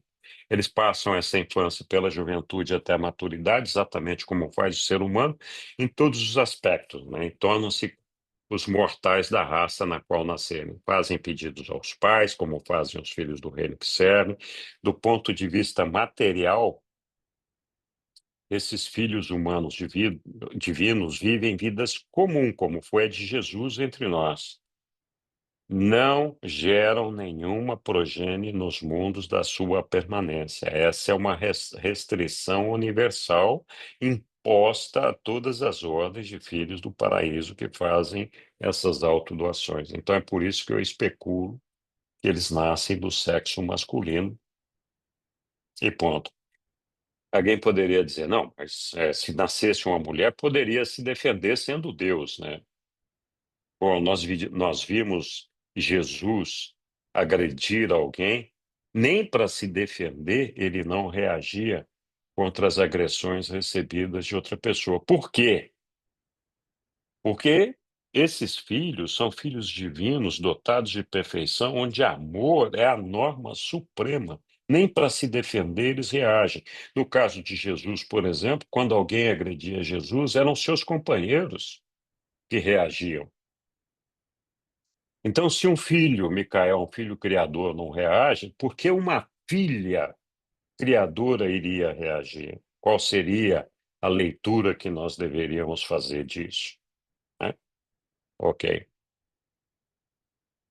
Assim como Jesus trabalhou no vosso mundo, como um filho de carpinteiro, nos outros mundos, os filhos do paraíso trabalham com diversos afazeres. Então, eles se ocupam, não são vagabundos lá, estão fazendo alguma coisa. Quando um filho tem sobre a sua mestria, a experiência da vida como um mortal, ele alcança a mestria da experiência da vida como um mortal quando ele houver alcançado a perfeição na sintonia com o seu ajustador residente. Então, ele recuperou completamente a consciência de quem ele era antes de encarnar, conversa e enxerga e vê e tem um relacionamento direto com o seu ajustador do pensamento, mas não se funde, não se fusiona a ele, né? Então, quando ele chega nesse nível, que no caso do nosso Micael, enquanto Jesus aqui entre nós, a data em que isso aconteceu definitivamente foi o dia do batismo dele, não porque ele estava sendo batizado, mas porque ali ele tinha alcançado a plena consciência de quem ele era, né? E visualizou o ajustador do pensamento dele. Então, aí, quando ele alcança esse estágio, ele então parte para a sua missão planetária, que é para iluminar as mentes e inspirar as almas dos seus irmãos na carne. Então, todos, sem exceção, quando alcançam esse estágio, eles já têm a mestria e eles já sabem quem eles são, sabem que são divinos. A partir desse momento, eles passam a trabalhar no reino onde eles estão, no local onde eles estão, para inspirar e iluminar as almas dos homens para alcançarem a Deus. Então, é aquela missão pública que Jesus fez, reunindo os apóstolos para revelar o Pai universal a todos nós. E todos os Avonais e todos os Micaéis fazem exatamente essa mesma coisa. Então não foi uma coisa que só o nosso Micael fez. Todos eles fazem isso. Né? Isso é importante a gente ter presente, porque a gente faz muita confusão com esse negócio aí. As carreiras de auto-outorga mortal dos Micaéis e Avonais, ainda que equiparáveis, não são idênticas. Então, o filho magisterial, que é um avonal, ele nunca fala quem tiver visto o filho terá visto o pai. Vocês se lembram? Quando Jesus esteve junto a nós aqui, ele falou: quem viu o filho viu o pai. Mas um avonal nunca fala isso. Por quê? Porque ele representa mais o Filho eterno. Então ele fala: quem tiver visto a mim terá visto o Filho eterno de Deus. Então os filhos criadores são de descendência direta do Pai, os filhos avonais não.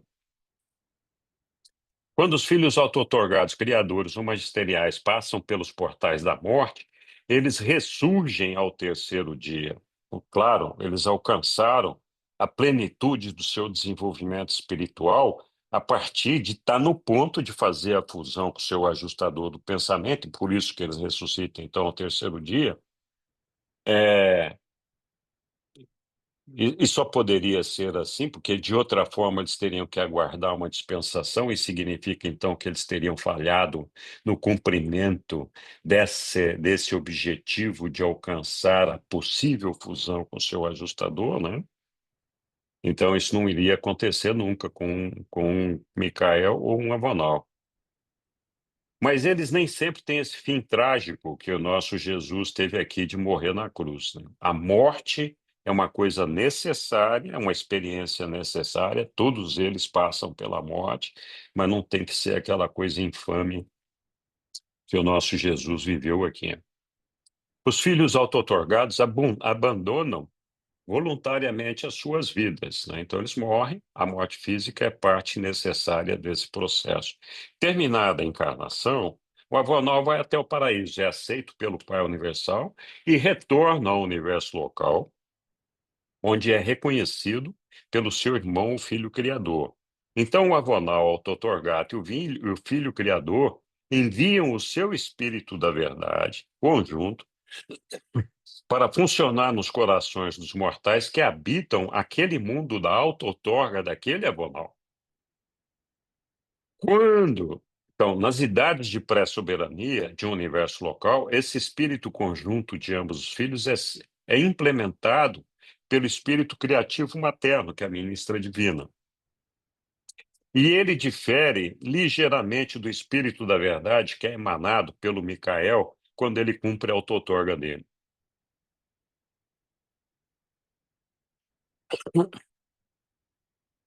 Completada a auto-outorga final de um filho criador, o Espírito da Verdade previamente enviado a todos os mundos de outorga avanais, aquele universo local, transforma a sua natureza. Então, aquele espírito do Filho avanal e do Filho Criador, ele se transforma na sua natureza e torna-se, mais literalmente, o espírito do Micael soberano. Esse fenômeno ocorre simultaneamente com a liberação do Espírito da Verdade para o serviço do planeta, onde ocorreu a outorga mortal do filho Micael. Daí em diante, cada mundo honrado com uma auto-outorga magisterial receberá o mesmo Espírito confortador. Importante a gente lembrar que uma vez é, outorgado esse Espírito da Verdade, todos os habitantes do planeta passam a receber o ajustador do pensamento. Muito bem. Aqui nós terminamos os Avonais e agora vamos estudar os Dainais. Os Dainais eles são filhos do Pai, Filho e Espírito, conjunto. Então, são filhos da Trindade, né, do paraíso. Quem são esses caras? Os filhos instrutores da Trindade. Esses filhos do paraíso altamente espirituais são trazidos à existência pela Trindade do paraíso e são conhecidos pela ordem dos Dainais. Em Orvonton, que é o nosso superuniverso, estão registrados como filhos instrutores da Trindade, assim denominados por causa da sua ascendência. Em Salviton, que é a capital do nosso universo local de Nébadon, algumas vezes são denominados filhos espirituais do paraíso. A última transmissão do Censo Universal diz que existem 21 bilhões desses seres. A ordem dos Darnais de filiação não é parte orgânica das administrações, então eles não participam das administrações dos universos locais. Os seus membros não são criadores, também não são resgatadores, nem juízes ou governantes, e também não fazem auto-outorgas. Eles estão ocupados com o esclarecimento moral e o desenvolvimento espiritual. Eles são educadores universais, permanecendo dedicados a promover o despertar espiritual e a orientação moral de todos os reinos. Então, a ministração deles está intimamente ligada com a ministração do Espírito Infinito. Esses filhos da Trindade compartilham das naturezas combinadas das três deidades do paraíso. Mas em Avona, onde eles se fazem presentes também, eles refletem mais a natureza do Pai Universal, enquanto que nos superuniversos, eles parecem retratar mais a natureza do Filho Eterno. Mas nas criações locais, então, nos universos locais, eles parecem demonstrar mais o caráter do Espírito Infinito. Então, eles são filhos de origem trina, mas em cada área de atuação, aparentemente, eles refletem melhor cada uma dessas deidades do paraíso para aquele ambiente, talvez porque aqui essa refletir aquela deidade, aquele paraíso naquele ambiente seja o que melhor se enquadra para ajudar o desenvolvimento dos seres ali naquele lugar. Eles são a incorporação do serviço e a prudência da sabedoria. Os filhos instrutores da Trindade não recebem nenhum aperfeiçoamento preliminar, né? Então, o filho criador, por exemplo, ele é treinado antes de ser despachado para a construção de um universo local. Esses filhos aqui, eles já estão completos, já desde a sua formação, desde o seu início. Na sua ministração nos reinos evolucionários, eles utilizam a influência espiritual combinada de um filho criador e dos filhos magisteriais associados a ele, pois os dainais não possuem um poder de atração espiritual em si por si próprios. Então a gente não consegue ter essa atração, a nossa ligação com eles, ainda que imperceptível, se faz por meio do filho criador e por meio dos filhos magisteriais. Como que eles trabalham no universo? Bom, existem milhares deles. Muitos são dirigentes nas escolas dos Melquisedeques. Os Melquisedeques, eu falei, guardam uma relação com os filhos instrutores e eles são também educadores, os Melquisedeques, né? Então, trabalham com a educação espiritual, esse negócio todo. Eles têm as universidades das escolas Melquisedeques que estão ali em volta eh, de Salviton, da capital do nosso universo local. Então, muitos desses seres aqui, Dainais, são professores, são dirigentes nessas escolas. Muitos deles estão em vários mundos de aprendizado monancial e são ocupados com o avanço espiritual e intelectual das criaturas mortais e também a instrução dos seres seráficos.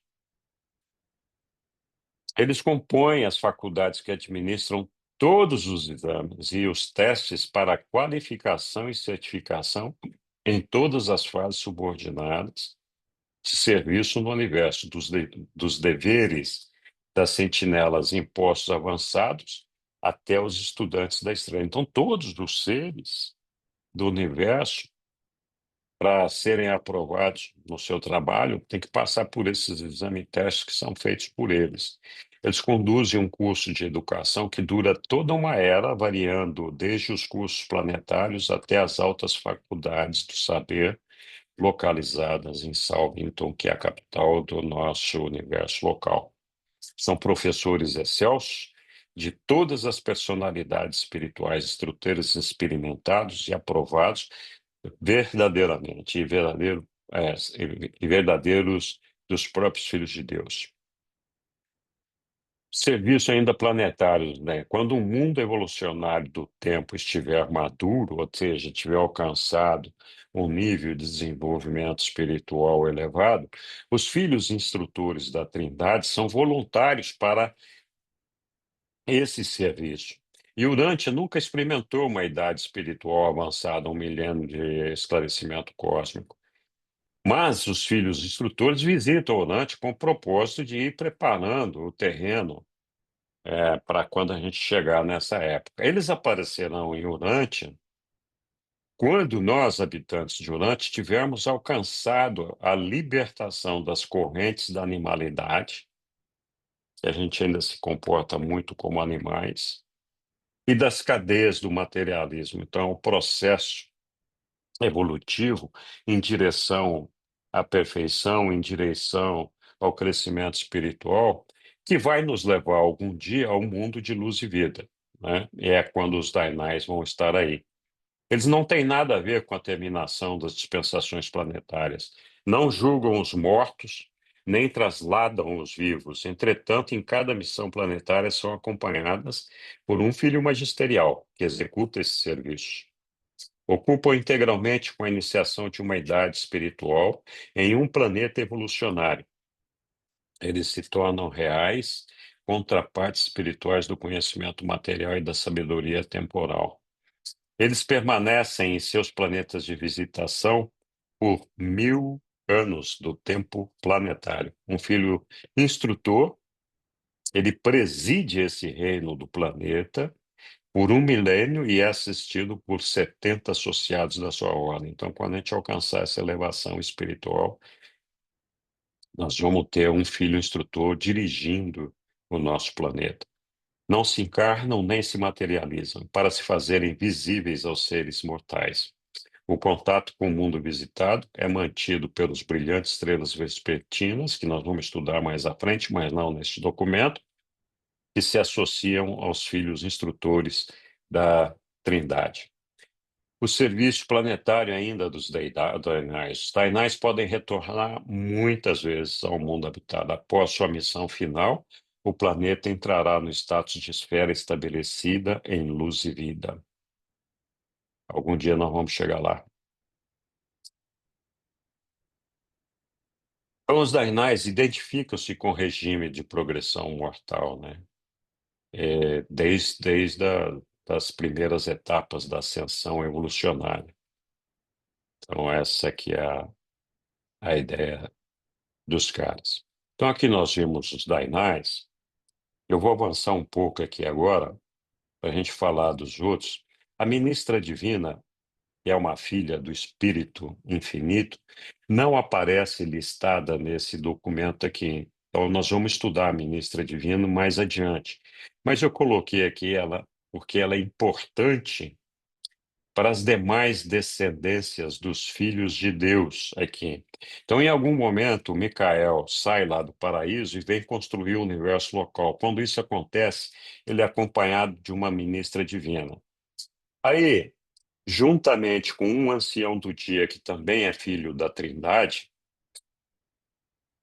eles são os ancestrais dos portadores de vida. Então, ministra divina mais Micaéis são os ancestrais dos portadores de vida, que estão listados, eu acho, aqui nesse documento que nós falamos. Aqui é o sétimo grupo dos filhos descendentes de Deus, né? Então, ó, naquela lista ali, só voltando aqui, nós temos os filhos Melquisedeques, Vorodandex e Lanondandex. Eu vou falar rapidamente deles. Então, estamos vendo aqui os portadores de vida. Os Micaéis, o Micael, junto com a ministra divina, eles são ancestrais do pai Melquisedeque. E o trio Micael, ministra divina e pai Melquisedeque são os ancestrais da ordem Melquisedeque. Então, todos os Melquisedeques são gerados a partir dessa combinação dos Micaéis, ministra divina, e o pai Melquisedeque. Esses seres, eles são seres que trabalham principalmente com educação e também para atender necessidades emergenciais dentro do universo local. Aí tem uma outra ordem de filhos que é gerada a partir do Micael e da ministra divina, que é a ordem Vorondandek, que também está listado entre aqueles 7 que nós vimos lá, né? Então, nós vimos lá os portadores de vida, os Melquisedeques, e aí tem os Vorondandeks e os Lanodandeks, que é os que nós vamos falar agora. Os Vorondandeks, eles são os pais da constelação. É uma ordem de seres criado pelos Micaéis e pela ministra divina, e que então são os pais da constelação, né? É, Aí nós temos os Lanonandecs, que tem 3 categorias deles. Uma parte deles atua como soberano dos sistemas, cada sistema tem 1000 mundos habitados. Lúcifer era um desses seres, e o nosso príncipe soberano do sistema atual lá na Forge, que substituiu Lúcifer, é um dessa ordem também. O príncipe, os outros Lanonandecs, eles são assistentes ou príncipe planetários. No nosso caso aqui, nós tivemos também o nosso príncipe planetário que aderiu à rebelião de Lúcifer e continua por aí, que é Caligaste, né?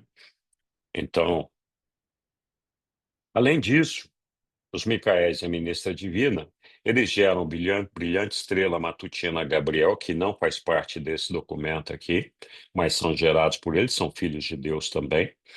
Os vespertinos, que nós ouvimos falar deles aqui na assistência que eles fazem aos filhos instrutores, por exemplo, né? Que são o filho brilhante estrela matutina, o Gabriel, existe um só, que é o administrador executivo de um universo local. Brilhantes estrelas vespertinas existem muitos, e eles atuam como assistentes do brilhante estrela matutina ou servindo a outros seres, como nós vimos ali. Além disso, nós temos os arcanjos. Os arcanjos são a ordem de seres mais elevada, de seres espirituais atuando no desenvolvimento da espiritualidade dos universos locais. Geralmente, eles têm sede na sede do universo local. No nosso caso, seria em Salvington. Nós temos aqui em Urântia uma base uma sede de arcanjos. A gente vai estudar isso mais à frente. E essa é uma coisa que não acontece em outros universos locais. Então é bastante curioso, bastante interessante, porque eles trabalham ativamente na recuperação desses mundos rebelados e tem a sua base aqui em Urântia. É, A ministra divina, sozinha, ela gera os ajudantes da mente. Nós já ouvimos falar dos 7 espíritos ajudantes da mente. Depois da atuação deles, é que, teoricamente, nós estaríamos preparados para receber um ajustador do pensamento. Elas são as produtoras, as genitoras dos anjos serafins, que nos acompanham por toda a eternidade, e também dos querubins. Eu não mostrei aqui, mas os Micaéis sozinhos, eles são os progenitores, ele é o progenitor dos filhos materiais. Os filhos materiais são os Adãos e Evas, que também são filhos descendentes de Deus. Ok, estamos chegando na reta final aqui, pessoal. Vamos estourar uns 3 minutinhos aí. Os filhos de Deus do paraíso são divinos, então a ministração unificada deles. São divinos por origem e natureza. O trabalho desses filhos para o bem de um determinado mundo é como se esse filho a serviço fosse o primeiro e o único filho de Deus. Eles são apresentações divinas das naturezas das 3 pessoas da deidade. Os filhos criadores e magisteriais instrutores são as dádivas das deidades para os mortais e para outras criaturas com potencial de ascensão. Então, embora existam alguns seres nós somos um ser ascendente, existem alguns descendentes que podem ascender, que é o caso do serafim, por exemplo, que é um anjo, ele pode fazer a ascensão dele. Nos filhos criadores, o amor do Pai universal está aliado à misericórdia do Filho eterno e é revelado nos universos locais, por meio do poder criativo do ministério da soberania compreensiva dos Micaéis. Nos filhos magisteriais, é a misericórdia do Filho, né? Então, nos criadores, o amor do Pai, nos filhos magisteriais, a misericórdia do Filho, que é, então, transmitida para todos os domínios evolucionários. Nos filhos instrutores, o amor, a misericórdia e o ministério das três deidades do paraíso estão coordenados nos níveis e valores mais elevados do tempo e espaço. Nos universos locais, essas ordens de filiação colaboram para efetivar a revelação das deidades do paraíso às criaturas do tempo e espaço. Como pai de um universo local, um filho criador retrata o caráter infinito do Pai universal, enquanto os filhos auto-otorgados à misericórdia, que são os abonais, revelam a natureza incomparável da compaixão do Filho eterno. Como mestres verdadeiros das personalidades ascendentes, os Dainais revelam a personalidade de mestre do Espírito Infinito. Então, dentro da colaboração divinamente perfeita, Micaéis, Abonais e Dainais estão contribuindo para a realização e a revelação da personalidade para a soberania de Deus, o Supremo. Então, eles estão ajudando a construir o Supremo. Muito bem, muito obrigado a todos. Chegamos aqui no final. Ixi, deu certinho, nem passei um minuto do negócio aí, mas estamos abertos a perguntas ou dúvidas ou comentários. Fiquem à vontade. Nós vamos estudar logo, logo o documento 21, que trata dos Micaéis, um documento super interessante. Ok, Agradeço demais, Henrique. E me diz uma coisa, você vai postar esses seus slides de novo? como sempre, eu vou postar os Ah, slides e, como sempre, eu vou ótimo. postar o vídeo. Ai, que legal. É, é, Os slides, para vocês poderem manusear eles bem, o ideal é, quando for trabalhar nos slides, colocá-los no modo apresentação, né? Vocês viram que eu vou clicando e ele vai mudando de um lado para o outro, e voltando, indo e voltando. Então, talvez não tenha essa percepção muito clara quando for ver, mas dá para ver tudo que está nos slides, sem dúvida. Ah, sim, com certeza. Ok? Eu adorei esse seu esquema que você fez dos filhos. Aí, isso foi tão importante para a gente entender. Eu A gostei gente ainda vai muito. ver esse quadro muitas vezes Eu gostei e vamos demais. estudar Eu vou todos até esses filmes. imprimir ele para colocar aqui na minha frente, porque a gente precisa rever muito. Muito obrigada, Eu Henrique. roubei, eu roubei esse quadro de algum lugar. Se não me falha a memória, foi do círculo de palestras que tem lá no YouTube, que tem aquelas 14, 15 palestras. Lá, se não me engano, esse gráfico, não exatamente dessa forma, mas Uhum. muito parecido com esse, está Ah, do colocado lá. Dalmolin, né? Do Dalmolin. Acho que sim. Não sei É, se é um dos que apresentaram lá, não me lembro agora quem foi meu apresentou. primeiro contato com o livro Durante, foi com o Dalmolin. Foi daí que eu comecei a despertar. E depois Isso, encontrei aqui a escola. Mas eu vou imprimir de qualquer forma e deixar aqui na minha frente. Esse que você fez. Foi isso. ótimo. Existe, existe um quadro gigante que ocupa uma parede inteira e a gente nem consegue ler os quadradinhos, que tem toda a hierarquia desses seres e tudo mais. Eu acho que eu tenho uma cópia dele aqui em casa, mas é assim, é um banner muito grande. Às vezes a gente leva eles nos encontros nacionais, mas ele está disponível na Nossa. internet. Então, se alguém algum dia quiser ver e Ah, imprimir, eu mandar quero. fazer, dá. Eu quero, vou Então fazer esse depois nome para mim. eu vou ver se eu acho o link e mando aí no Ah, grupo, tá bom? por favor, Henrique, agradeço demais. Muita, muita gratidão. Beijo para Imagina. todos vocês. Obrigada. Beijo, pessoal. Boa noite a todos. Boa Boa Muito noite. noite, obrigado até por ter Obrigada. ouvido. amanhã, segunda-feira, na sala do grupo de Curitiba. Não se esqueçam. Até. Boa Obrigado, noite, boa obrigada a noite, presença tchau. de Obrigado. todos. Boa Obrigada, noite. bom ver Tchau, um vocês. abraço. Boa Tchau. Paz noite e a luz. todos. Boa Gratidão. noite. Um Muito abraço. bom, hein? Gratidão. Obrigado. Um abraço a todos. Obrigada.